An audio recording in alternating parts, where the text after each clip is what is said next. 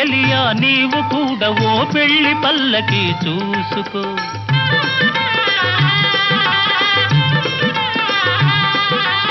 ఓహో చెలియా నీవు కూడా ఓ పెళ్లి పల్లకి చూసుకో.